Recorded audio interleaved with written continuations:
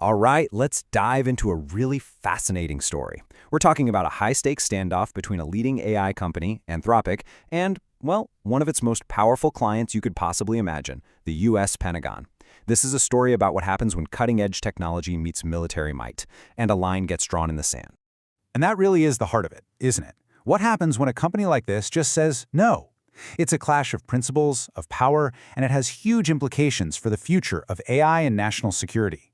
What we're about to unpack is this incredible case study of what happens when a company's ethics run smack into the demands of the government.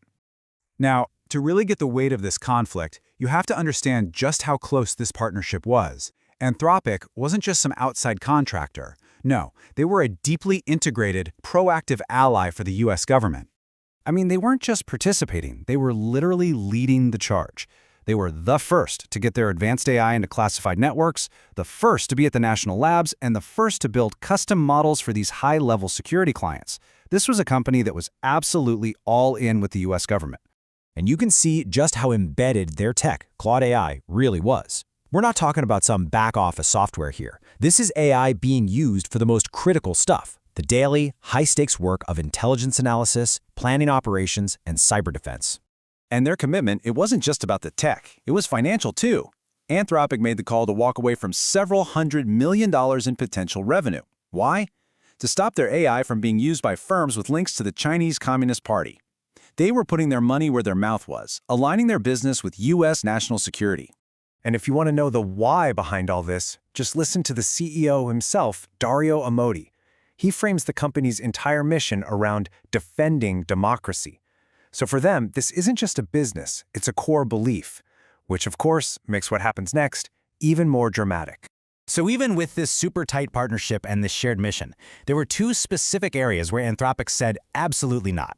These were the two red lines they refused to cross. And this is where things start to unravel. So here they are, Anthropic's two big ethical exclusions. On one side, they refused to let their AI be used for mass domestic surveillance. They saw it as a straight-up threat to our democratic values. And on the other, they rejected its use in fully autonomous weapons, arguing that tech just isn't safe or reliable enough yet. So let's dig into that first red line. Anthropic's whole argument is that AI completely changes the game when it comes to surveillance.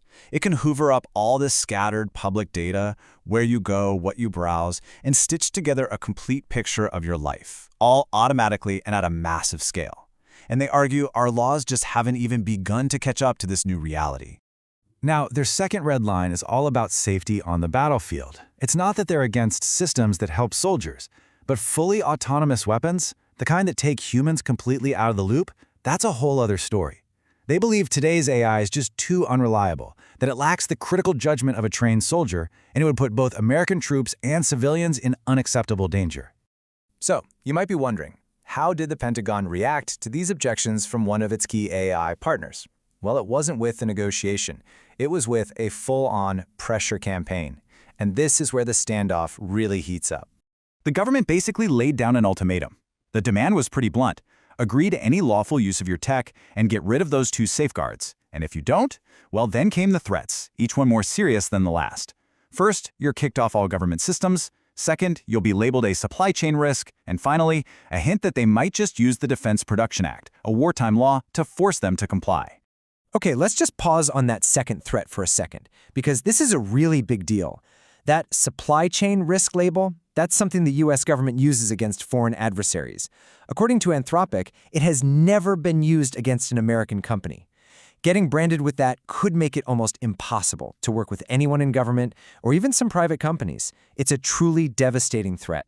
So the stage is set, right? Anthropic is staring down an ultimatum, backed by some really severe threats from its most important client. Their whole partnership and a huge chunk of their business is hanging in the balance. So, what do? They said no. That's it. That was their answer. A clear, direct statement that no matter what the consequences were, they just could not, in good conscience, do what the Pentagon was asking. This was the turning point. Okay, so what happens now? This one decision has massive implications, and not just for Anthropic's bottom line, but maybe for the entire relationship between the AI industry and the governments that want to use its incredible power. Let's be real, this is a huge, huge gamble.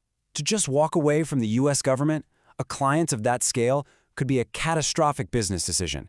You're talking about a massive revenue stream and the strategic partnership that has basically defined their work up to this point. But then you have to look at it from the other side. Is Anthropic setting a new, powerful ethical standard for the entire industry? By drawing this line in the sand, they're forcing a public conversation about how AI should be used responsibly. This move could absolutely inspire other tech companies to start defining their own ethical boundaries. And you know this wasn't just some bluff. To prove they were serious, Anthropic actually offered to help the Pentagon switch over to another AI provider just to make sure military operations wouldn't be disrupted. They are fully prepared to deal with the fallout from their decision, which tells you everything about their level of conviction here. And really, this whole showdown forces us all to think about a massive question for our time.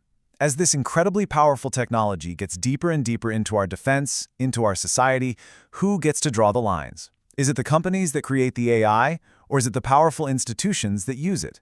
That right there is the question this whole conflict leaves us with.